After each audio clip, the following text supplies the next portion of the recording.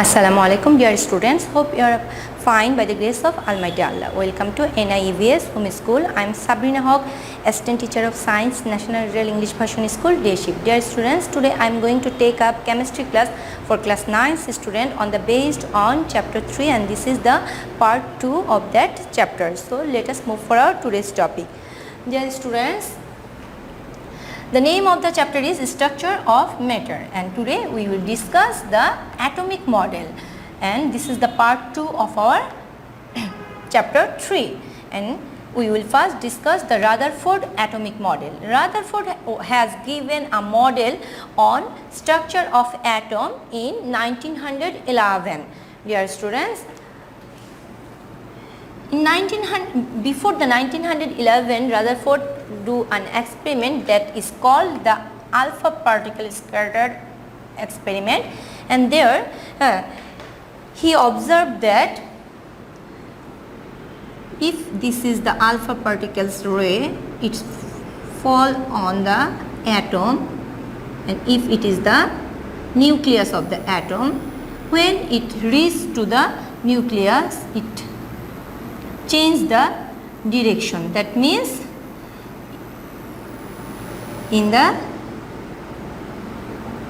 when it entered to the atom, it turns its direction, and alpha particles ray are positively charged, and from here he conclude that in the middle of the atom there is something, and he named it as the nucleus, and he conclude it the nucleus is also positively charged.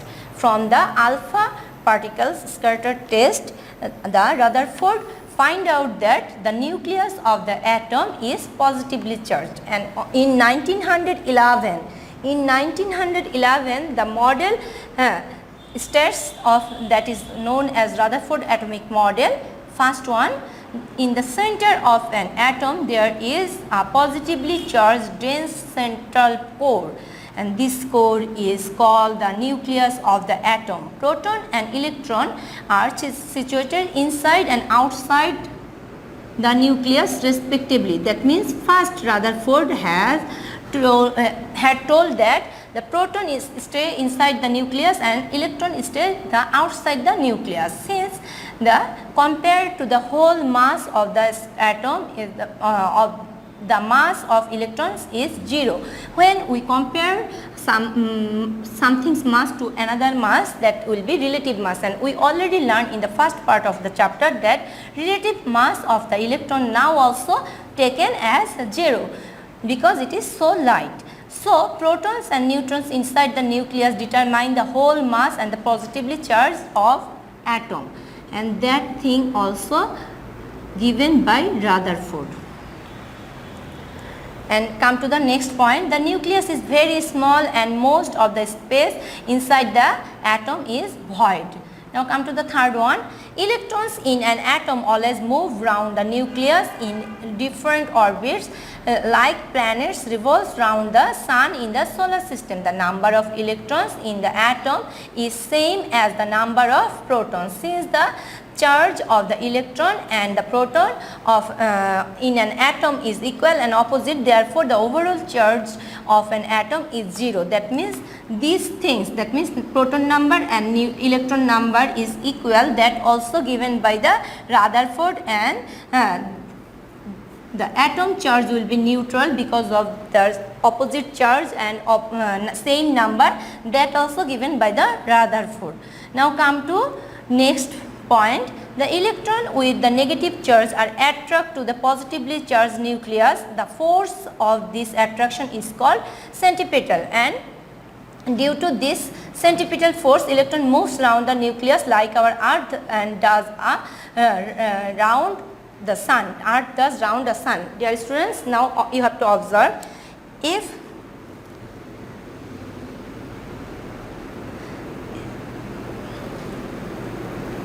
this is the orbit and this is the nucleus and this is the electron. Electron is moving round to the nucleus, and here it is positively charged and it is negatively charged. Here it has an attraction force.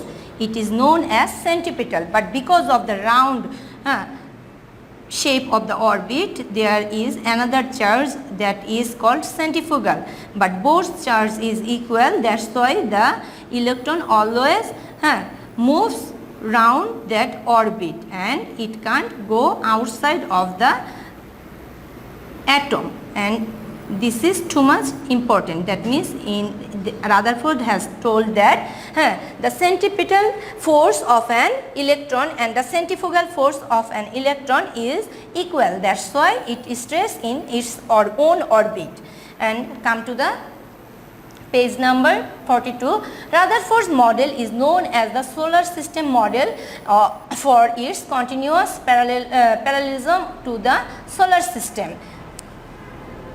Again, since the Rutherford model first gave the idea of nucleus, it is also called the nuclear model. Dear students, this Rutherford model you have to learn, and now we will go for the limitation of Rutherford model. Rutherford is the first scientist to introduce the idea of a nucleus and the orbit of an electron, although his model is the first acceptable atomic model.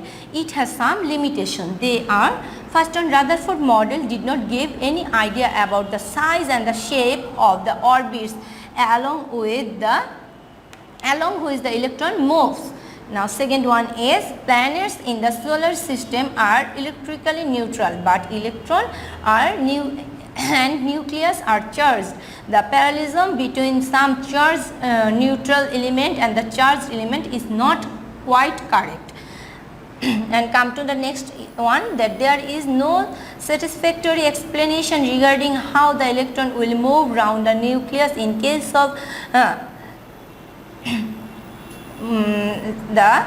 which have more than one electron. That means we can describe the thing which have only one electron. Now come to the next. According to Maxwell electromagnetic theory of the radiation, any charged particles moving in a circular path and always emits energy, and its radius will be gradually smaller. At a stage it will be supposed to fall into the nucleus, and we know electron also negatively charged and the nucleus also positively charged. And if according to Maxwell theory, if any charged element go just orbiting with a circular path, that time it will reduce the radius of its path, and one upon a time it fall into the center. It looks like a coil, a burning coil, and after one upon a time it will be vanish, it will be fall into the nucleus, but it is not correct, and that will be the end of the atom, or at least its stability will be in trouble. However, that doesn't happen in nature. In other words, according to Maxwell theory, Rutherford atomic model is not correct. Now we will come for the Bohr's atomic model, because when Rutherford gave the atomic theory on 1911, the scientists find out so many limitations in his model. Then after that, scientist Niels Bohr gave some correction to the Rutherford atomic model in 1913. Dear students, you have to remember that just Niels Bohr makes some correction in the Rutherford atomic theory, but it is more acceptable. That's why it's known as the Bohr's atomic model. This corrected model is called Bohr's atomic model. The main posture of this model are: first one, the electron moves around the nucleus in a circular motion. Here the Niels Bohr just introducing us about the position of about the shape of the orbit, that means circular motion about an axis. The circular motion is called the energy level or orbit, and they are also known as shell, permanent orbit or principal energy level. Electrons do not absorb or emit any energy when they revolve round this fixed orbit. And if we express the permanent orbits in n, that means permanent orbits, if we say the name of the orbit is K, L, N, O, P, Q, and we are expressing the number of orbit with n, and K orbit will be number 1 orbit, L orbit will be number 2, N will be, sorry I don't write M,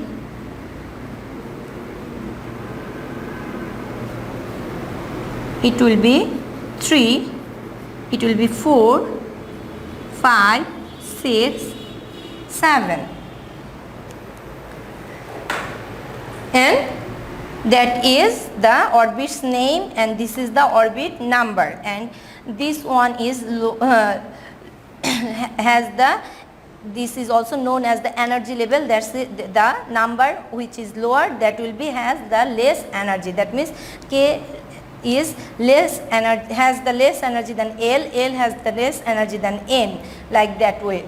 Now come to the page again. If we express the permanent orbit as n, then n equal to 1, 2, 3, 4, etc. In order to, in other words, if n is 1, the principal energy level is K. When n is 2, the principal energy level is L.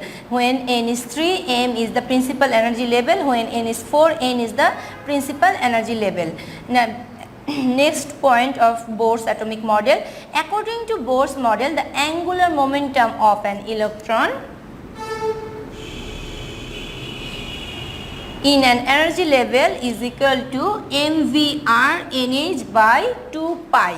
Here m is equal to the mass of electron. The mass of electron here expressed in kg, that means 9.11 multiplied with 10 to the power minus 31 kg. And r is equal to radius of the orbit that the electron follows. V is the velocity of electron in the permanent orbit. H is equal to Planck constant. The value of Planck constant is 6.626 multiplied with 10 to the power 34 m squared kg per second. Now come to next last one. N is equal to principal energy level or principal quantum number, that is n equal to 1, 2, 3, 4. According to this, the energy level with a lesser value of n is the lower energy level, and the energy level with a higher value of n is the higher energy level. And another thing that Bohr has told that Rutherford can't express, that one is the electron of the various energy level can jump from one energy level to another energy level. If it jump to higher energy level to lower energy level, that time it give up some energy, it emits some energy, and that energy emits energy we can see and we can known as the atomic spectra. And if we observe that atomic spectra through a prism, we can see various types of color in the atomic spectra. And come to the next figure. If the electron from the lower energy level jumps to the higher energy level, that time the atom absorbs some energy. The atom absorbs some energy because the energy level change. It goes to lower energy level to the higher energy level. That's why when an electron moves around in its principal energy level, it does not absorb or emits any energy. However, it absorbs energy when it moves from a lower to a higher energy level, and the same way an electron emits energy when it moves from a higher to lower energy level. This absorbed or emitted energy is Sv equal to Sc by lambda. Sv equal to Sc by lambda. Here c is equal to velocity of light, that is 3 multiplied with 10 to the power 8 ms meter per second. Now come to the V. V is equal to frequency of absorbed or emitted energy. Unit is per second or hertz. Now this is lambda. Lambda is equal to length of the energy wave absorbed or emitted. That unit is meter. The length emitted, the light emitted when an electron moves from higher energy level to lower energy level creates an atomic spectra when it goes through a prism. Now come to the success of Bohr's atomic model. The success of Bohr's atomic model. And this is the comparison with the Bohr's atomic model with the Rutherford atomic model. The first one is Rutherford compared the orbit of electrons around nucleus to that of the planets in the solar system. It did not mention anything about the size of the energy level. Bohr's atomic model specified the circular size of the energy level. Come to the next. Rutherford model does not mention about the changes in the structure of atom when they absorb or emit energy. The Bohr model states that the electron moves from lower to upper energy level when the atom absorbs energy, and it moves from upper to lower energy level when the atom emits energy. And last one is Rutherford model does not explain atomic spectra, but Bohr's model can explain the atomic spectra of hydrogen atom with one electron. Dear students, here they specified Bohr's model can explain the atomic spectra of hydrogen atom with one electron, and that one the limitation of Bohr's model. That one the limitation of Bohr's model. Come to the limitation of Bohr's model. Although the Bohr's model can explain the spectrum of hydrogen containing one electron, it cannot explain the spectrum of ions or atoms containing more than one electron. That means Bohr's model can only explain the atomic spectra of hydrogen, which contains only one electrons. And next one, when electrons are transferred from one energy level to another, according to Bohr, there will be a single line in the spectrum, but highly sensitive apparatus shows every line consists of several fine lines. Why each line is the summation of various lines, it is not explained in the Bohr's model. Now last limitation, the Bohr model specified that orbit of electron in an atom is circular. However, later on it was proved that the orbit can be oval shaped too. Dear students, here your SW number 8, you have to make 5 MCQ from this part of atomic model with 4 options, and you have to submit on Saturday. Dear students, I have finished my today's topic. Hope you have understood, and this one is your most important topic. You have to learn the Rutherford model's limitation, the Bohr's model limitation and comparison with Rutherford model and Bohr's model, and this one is very, very important to you. So stay safe, stay home. Thank you. Allah Hafiz.